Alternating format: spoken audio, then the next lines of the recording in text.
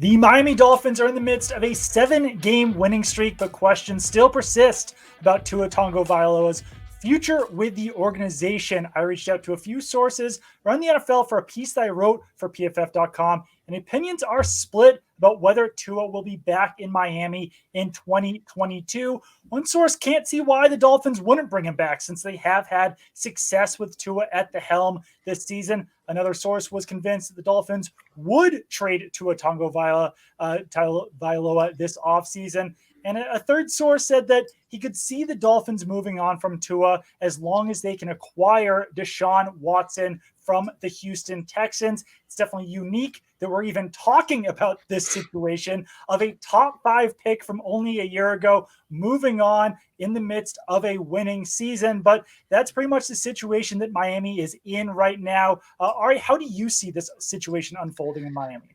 It's such an interesting topic, Doug, and I think these next two games could really determine which way to go because, as a bunch of people have already noted on social media, I mean, if you look at the 7-game winning streak the Dolphins are on, the quarterback that they faced are guys like Tyrod Taylor and Joe Flacco and Mike Glennon and Ian Book, Zach Wilson, Cam Newton, and PJ Walker. Really, the biggest win that they had was against the Ravens with Lamar Jackson, and Tua didn't play that game in full, and it was more of a defensive win for the Dolphins, not really an offensive, powerhouse by them. So these next two games where you have the Titans and you have the Patriots, and this could really determine if you make the playoffs, that could really make the Dolphins lean one way or the other. I also believe that over the course of the year where we had all these Deshaun Watson rumors leading up to the trade deadline, it probably made the situation very difficult for Tua because all these rumors, it's a big distraction. It makes you think the team doesn't want you to be there. And really, as soon as the trade deadline passed and everyone rallied around him, Tua has improved significantly, and he's looked like a good quarterback, someone who you could possibly build around. Now, there's no hiding the fact that the Dolphins were interested in Deshaun Watson. And I think it's safe to say that all three of us at one point or even a couple of points throughout this year thought a trade could go down, and it didn't. After a couple of days, realized it wasn't going to happen. So, once all of it passed, Tua became better. Tua has been the guy for them. But one thing we've learned from the NFL over these last few off seasons is that teams aren't being as patient with their quarterbacks as they used to be once upon a time. So if your quarterback is not playing like a top 10 quarterback, or if the team does not see you having that potential to become a top tier quarterback in the NFL, they have a right to go around and start looking around to try to find an upgrade.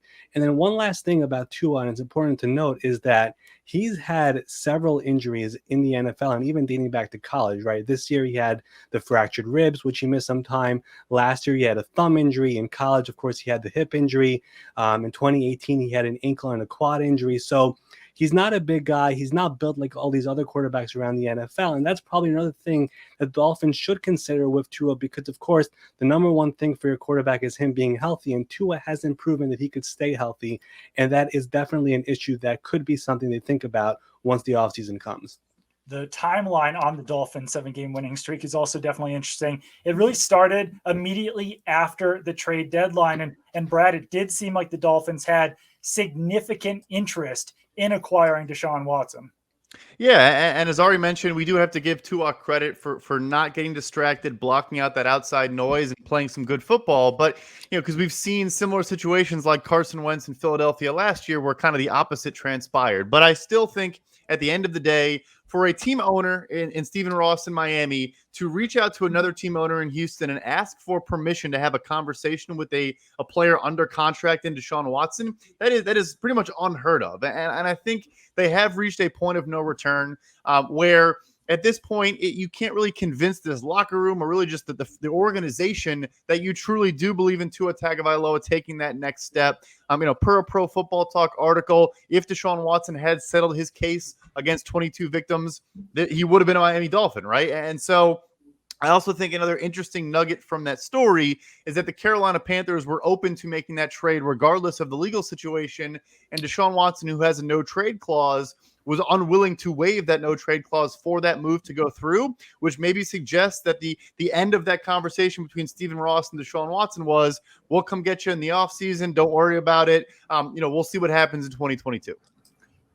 The real reason that we're talking about this is those two reasons. Number one, the fact that they were showing so much interest in Deshaun Watson. Number two is just that Tua Tagovailoa has been graded as an average starting quarterback. If he was playing as well as guys like Joe Burrow and Justin Herbert, then this wouldn't be a conversation right now.